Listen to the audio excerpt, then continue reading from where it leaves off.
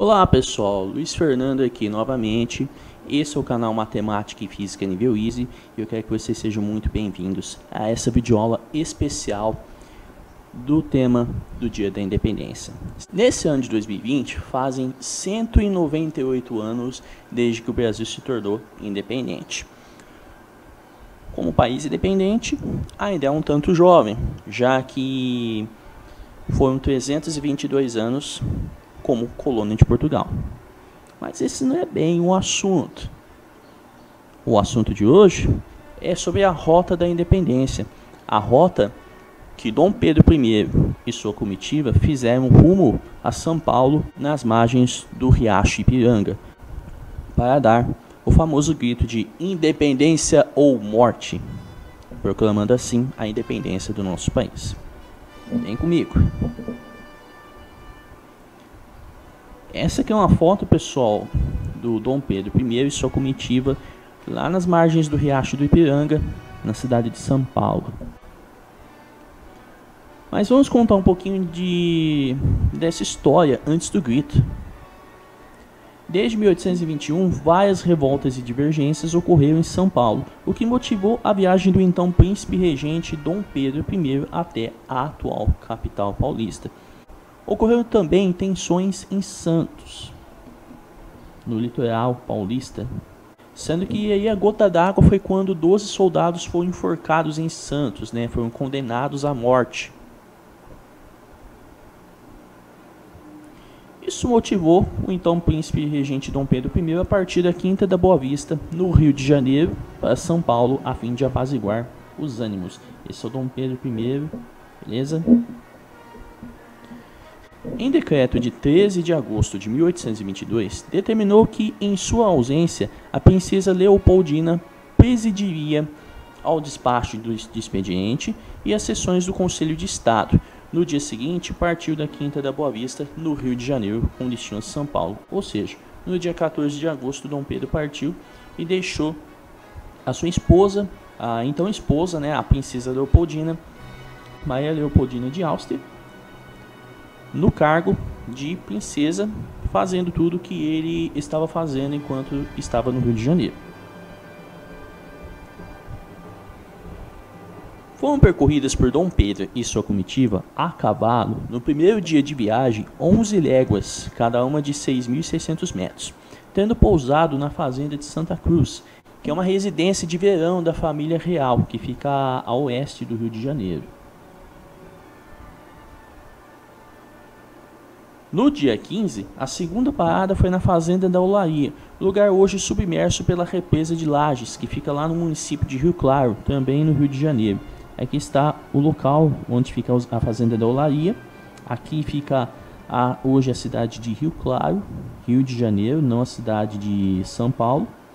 Só que essa fazenda foi submersa por essa represa aqui, a represa do Ribeirão das Lages, é o que temos hoje em dia. Em 16, o príncipe regente entra em território paulista, em mulas e cavalos, vai para a fazenda das Três Barras, em Bananal. Hoje essa é a fazenda das Três Barras, um hotel, uma pousada que fica na atual estância turística de Bananal, que já fica no estado de São Paulo, no Vale do Paraíba paulista. Depois de passar por Bom Jesus do Bananal e São João do Barreiro, dorme em São Miguel das Areias, tendo partido com novos animais e com a guarda de honra formada por moradores do Vale do Paraíba. Esse é o hotel, atualmente o hotel no qual Dom Pedro I se hospedou, São Miguel das Areias, hoje é simplesmente Areias, estado de São Paulo. E esse andar aqui de cima foi onde o Dom Pedro I se hospedou, esse de cima. Passou por Silveiras e jantou no porto de Santo Antônio da Cachoeira. E no dia 18 chegou a Lorena, onde por decreto dissolveu o governo provisório, assumindo efetivamente o governo da província de São Paulo. Foi aqui, Lorena, essa é Lorena no ano de 1822, o ano da independência. Foi nessa cidade do estado de São Paulo que o Dom Pedro I assumiu o governo da província paulista. Dia 19, pousou em Guaratinguetá, onde recebe ótimas cavalturas para a comitiva, sempre mais numerosa, e vai rezar na igreja de Aparecida. Em 20 de agosto, descansou em Pindamonhangaba. Essa é a antiga igreja de Aparecida, não é aquela enorme igreja famosa de Aparecida do Norte, né? Essa é a antiga igreja de Aparecida, onde Dom Pedro rezou antes de continuar sua viagem. No dia 21, em São Francisco das Chagas de Taubaté, hoje simplesmente Taubaté, foi recebido com grande efusão e no dia seguinte chegou à vila de Nossa Senhora da Conceição do Rio Paraíba de Jacareí, ou simplesmente Jacareí. Essa foto aqui é de Taubaté no século XIX, já na era imperial do Brasil, Brasil Império. Depois de passar pela vila de São José do Paraíba, hoje São José dos Campos, que é a principal cidade do Vale do Paraíba paulista, chegou em 23 na vila de Santana de Mogi das Cruzes, ou simplesmente Mogi das Cruzes, tendo nessa localidade recusado a receber emissários do governo paulista dissolvido e da Câmara, nomeando governador das armas de São Paulo o Marechal Cândido Xavier de Almeida e Souza. Essa bandeira aqui, por um bom tempo, ela foi guardada de uma maneira equivocada, por isso que ela não está em condições boas, mas aqui essa é a bandeira do Império do Brasil, que tem sido guardada em Mogi das Cruzes, por isso que eu pus essa foto, né? Mogi das Cruzes guardou essa bandeira. Finalmente, após 684 quilômetros, em 12 dias, chega em 24 de agosto a Penha de França, onde fez o seu último pouso antes de entrar em São Paulo. Na manhã de 25, participa de missa na capela de Nossa Senhora da Penha. Logo após, segue para a capital. Então essa é a igreja da Penha. E fica no bairro da Penha, em São Paulo, na zona leste. Na Sé, assiste com sua comitiva a solene Te Deum e depois recebe o beijamão de autoridades e do povo. Permanece alguns dias na capital. Nesse período conhece Dona Domitila de Castro e Melo, a futura Marquesa de Santos, e também a mais marcante das amantes de Dom Pedro. Dom Pedro I teve muitas amantes, mas essa daqui foi a amante dele por 7 anos, fez 5 filhos, e teve toda uma história com ele. Inclusive, o Dom Pedro deu o título a ela de Marquesa de Santos. Porém, Titila, como o Dom Pedro I chamava, tão chegado a esse ponto, não nasceu em Santos, não morreu em Santos e nunca viveu em Santos. O que o Dom Pedro queria com isso era fazer uma afronta aos Andradas, a família do José Bonifácio. A família dele é de Santos. Ele não gostava dos irmãos do José Bonifácio, porém ele tinha toda uma parceria com ele. E tanto que foi sob influência do Bonifácio que o Dom Pedro proclamou a independência do Brasil. Ele preferiu que o Brasil se separasse de Portugal, em vez de acatar as ordens da corte. Veremos mais para frente. Em 5 de setembro, foi a Santos a fim de inspecionar as fortalezas e visitar pessoas da família de José Bonifácio, seu ministro de Estado. Esse foi a chave para a independência do Brasil. O patriarca da independência, José Bonifácio de Andrada e Silva. De regresso a São Paulo, no sábado, por volta das 16 horas, dia 7 de setembro de 1822, quando Dom Pedro e comitiva se encontravam no alto de colina próxima do Riacho do Ipiranga, 2 cavaleiros em sua rápida carreira vão ao seu encontro. Eles vão entregar cartas, dentre as quais uma delas é desse cara aqui, Bonifácio, e uma é dessa mulher aqui, que é a Leopoldina. É o Major Antônio Ramos Cordeiro e esse cara aqui, Paulo Bregaro, esse cara aqui. Hoje patrono dos carteiros, ele é o chamado Carteiro da Independência.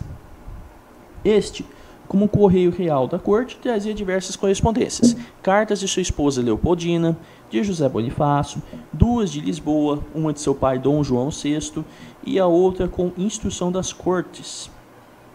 exigindo o regresso imediato do príncipe e a prisão e processo de José Bonifácio, e a última de Chamberlain, que é o amigo de confiança do príncipe Dom Pedro. E aqui, esse é o final da trajetória do Dom Pedro rumo ao Ipiranga, né? Beleza? Agora vamos responder algumas questões. Para isso, vamos considerar que a distância entre a Penha e a Sé é de aproximadamente 16 km, e que a distância entre qualquer ponto de São Paulo e qualquer ponto de Santos é aproximadamente 80 km. Temos algumas dicas aqui para a gente analisar a viagem do Dom Pedro I. Vamos fazer uma análise matemática / física. A velocidade média, lembrando, é a razão entre a distância percorrida e o intervalo de tempo gasto para a viagem. O quociente aqui, quando fala quociente, fala assim divisão, fala assim fração também. Item A. Qual foi a distância total percorrida pela comitiva de Dom Pedro I antes de declarar a independência nas margens do Riacho do Ipiranga? Item B. Qual foi o tempo gasto no total por Dom Pedro I e sua comitiva para chegar às margens do Riacho do Ipiranga? Considere que o mês de agosto, no qual eles partiram, tem 31 dias. Item C. Dom Pedro I e sua comitiva fizeram várias paradas, principalmente ao longo das regiões que conhecemos hoje por Vale do Paraíba, Paulista e Fluminense, e sub-região leste da região metropolitana de São Paulo, que também conhecemos como Alto Tietê. Porém, ainda podemos calcular a velocidade média da trajetória antes do grito que mudou os rumos do nosso país no dia 7 de setembro de 1822. Calcule-a em km por dia e em km por hora, convertendo dias em horas. Item A. Vamos resolver. Primeira coisa, vamos lembrar lá o que eu havia falado, né? Uma coisinha lá da nossa historinha. Em decreto de 13 de agosto de 1822, determinou que, em sua ausência, a princesa Leopoldina presidiria ao despacho do expediente e as sessões do Conselho de Estado. No dia seguinte, partiu da Quinta da Boa Vista, no Rio de Janeiro, com destino a São Paulo.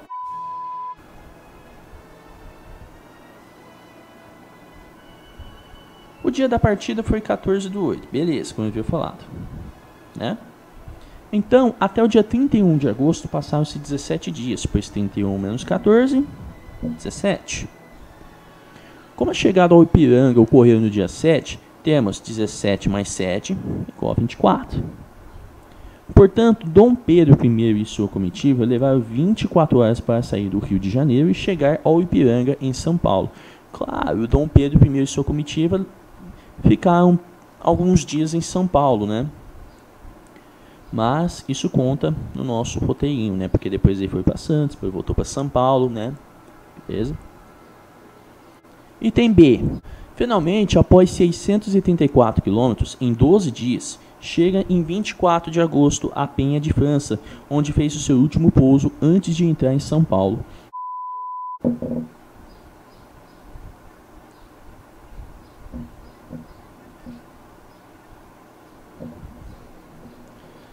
Somando-se isso aos 16 km até chegar na Sé, temos 634 mais 16 igual a 650 km. Depois de 80 km para descer até Santos e mais 80 km para subir de volta para São Paulo, temos 650 mais 80 igual a 810 km. Portanto, Dom Pedro I e sua comitiva percorreram ao todo 810 km em sua viagem até o Ipiranga. Item C. Sabemos que foram percorridos 810 km ao longo de 24 dias. Sabemos que um dia é igual a 24 horas, então se a gente fizer 24 dias vezes 24 horas, temos 576 horas. Em quilômetros por dia, temos velocidade média igual a 810 dividido por 24. Essa continha aqui dá 33,75 km por dia. Em quilômetros por hora, temos velocidade média igual a 810 dividido por 576 horas, né? Isso aí vai dar 1,40625 km por hora, aproximadamente 1,41 km por hora. Portanto, a viagem de Dom Pedro I e sua comitiva até o Ipiranga foi de 33,75 km por dia ou 1,40625 km por hora. Então você pode dizer que os cavalos do Dom Pedro I e de sua comitiva, eles fizeram um bom desempenho, né? Porque você tem que considerar que eles ficaram parados por vários dias em São Paulo, né? E mesmo assim a média deles foi de quase 34 km por dia. Então você pode supor que eles fizeram uma média bem maior se você descontar o tempo que eles ficaram parados, né? Eles ficaram alguns dias em São Paulo. Agora, vamos falar um pouquinho do caminho do Dom Pedro I na atualidade. O trajeto percorrido por Dom Pedro e sua comitiva hoje nada mais é do que o principal trecho rodoviário do Brasil, a famosa Via Dutra, como ela hoje é conhecida, né? A rodovia Presidente Dutra, que é a parte da rodovia BR-116 que liga as cidades de São Paulo e Rio de Janeiro. A região pela qual o então príncipe passou é hoje uma das regiões mais ricas do Brasil, o Vale do Paraíba, que fica às margens do Rio Paraíba do Sul. Essa aqui, pessoal, é a divisa Rio-São Paulo, entrando em São Paulo, saindo do Rio de Janeiro. Que fica a divisa entre os municípios de Resende e Queluz, né? Que são a saída e a entrada de Rio de Janeiro e São Paulo, respectivamente. A rodovia Presidente Dutra possui uma extensão total de 402 km, sendo as extremidades a ponte Presidente Dutra, que dá acesso à Marginal Tietê, em São Paulo, e o trevo das Margaridas, que dá acesso à Avenida Brasil, que é o trecho da BR-101 ao longo da cidade do Rio de Janeiro. Essa foto aqui é o trecho da Dutra em Taubaté, São Paulo. Imagine que uma pessoa faça esse trecho a cavalo, assim como fez Dom Pedro I e sua comitiva em sua viagem rumo ao Ipiranga. Suponha que esse cavalo possa fazer 80 km por dia, considerando uma carga leve, necessidade de descanso e cuidados. Calcule quanto tempo seria necessário para fazer esse percurso e quanto tempo um carro, na velocidade média de 80 km por hora, levaria para fazer o mesmo percurso? Vamos resolver. Sabemos que a Via Dutra tem 402 km. Sabemos que o cavalo pode percorrer 80 km por dia e o carro está a 80 km por hora. Então, o cavalo, então a velocidade é a distância dividida pelo tempo. Agora, se eu fizer uma multiplicação, se eu multiplicar o tempo nos dois lados, eu vou ter tempo em cima, né? E o tempo em cima com o tempo de baixo se cancelam. E se eu fizer uma divisão dos dois lados por 80 km por dia, por 80, né? Eu vou ter essa parte aqui. Eu vou poder calcular o tempo como sendo a razão entre eu vou poder calcular o tempo como sendo razão entre a distância e a velocidade. 402 dividido por 80 vai dar 5,025 dias. Isso aqui é equivalente a 5 dias e 36 minutos. Agora, com relação ao carro, se ele está em 80 km por hora, isso quer dizer que se você fizer o mesmo procedimento, tempo é igual a distância dividido pela velocidade. Só que a velocidade está em km por hora agora. Então, se eu dividir 402 por 80, eu vou ter 5,025 hora, que equivale a 5 horas, 1 minuto e 30 segundos. Beleza? Portanto, nas condições dadas, um carro levaria 5 dias e um carro levaria 5 horas para percorrer a Via Dutra, que é todo o trecho entre as cidades de São Paulo e do Rio de Janeiro. Beleza? Então, pessoal, essa é a videoaula de hoje. Se vocês gostaram, deixa aquele joinha, se inscreva, compartilhe, comente aqui o que vocês acharam, beleza? E eu quero dizer para vocês que eu agradeço demais a atenção de vocês até aqui, beleza, pessoal? Um forte abraço a todos. Fui!